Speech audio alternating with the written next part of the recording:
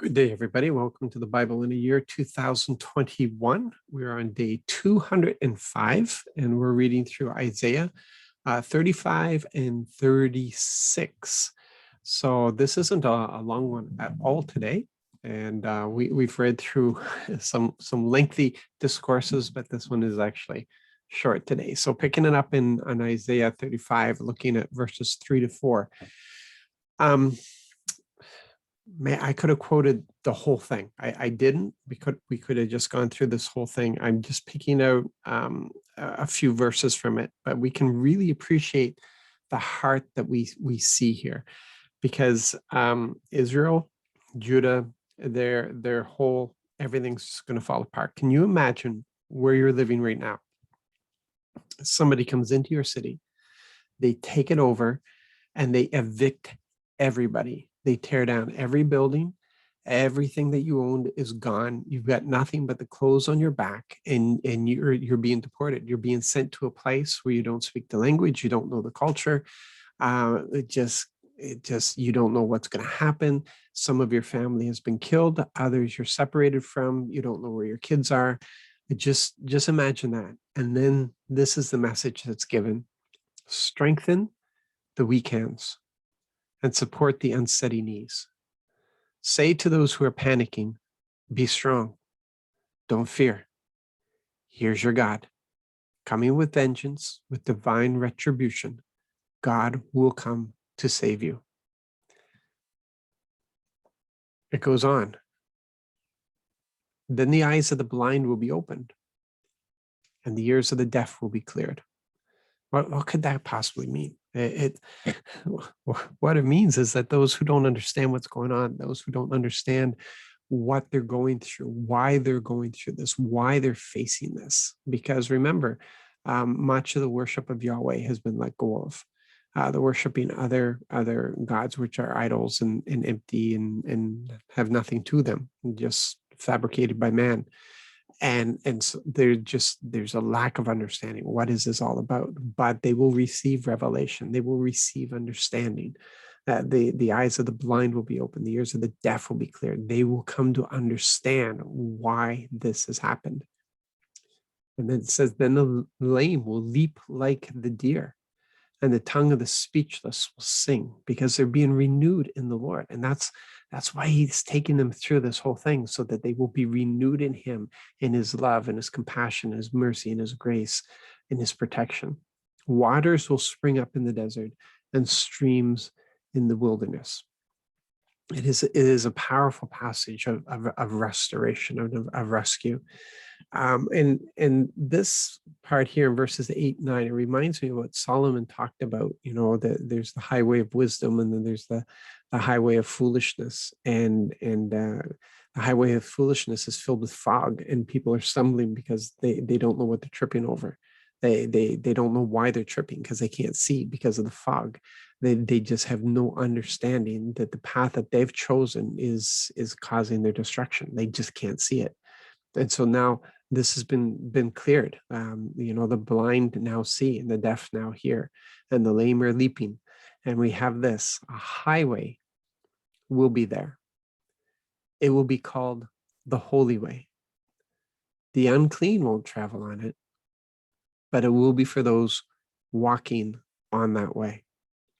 Even fools won't get lost on it. Wow, you can be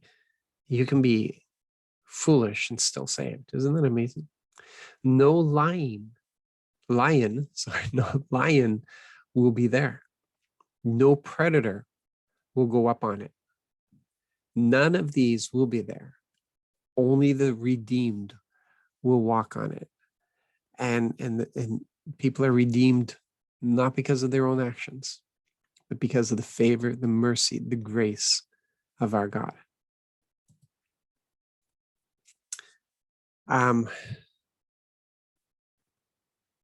If we go over to chapter 36, and we're actually going to end with this. This is as simple as that. No sense dragging this, because we've been through this already. But before we head into tomorrow, I just want to remind you again of Assyria's king's message to the people. Now, isn't it interesting? It's to the people. He's addressing the people. It's not even to Hezekiah. So my sense of it is that the reputation of Hezekiah is well established. They know who this is. They know who he is. He's absolutely devoted to Yahweh. He seeks Yahweh. He trusts Yahweh. And so they know that he is devoted to them. Okay, he's devoted to the Hebrew God. That's as much understanding as they have. So what they do is that the king is addressing those people who still remember the idol worship, who were part of the idol worship. That Hezekiah has destroyed all those altars and shrines and everything else that were established for the idol worship, and the Yahweh worship is just, it is because the king worships Yahweh, and that he's trying to bring the kingdom all in line. And so this king, this Assyrian king, is addressing the people and is trying to plant these seeds of doubt and division so that they'll just give up. He won't even have to fight them. They'll just walk out of the front gate to him. And so part of the message is, don't let Hezekiah fool you by saying, the Lord will rescue us. Did any of the other gods of the nations save their lands from the power of Assyria's king? Where are the gods of Hamath and Arpad? Where are the gods of Shepharfim? Did they rescue Samaria from my power? Which one of the gods from those countries has rescued their land from my power? Will the Lord save Jerusalem from my power? And it's very, very arrogant, the approach, and it actually ends up being the downfall of the king of Assyria. But it's just this image. I want to leave you with this image of how the enemy attacks. It attacks the credibility of who Yahweh is. It attacks the promises that Yahweh has given to us.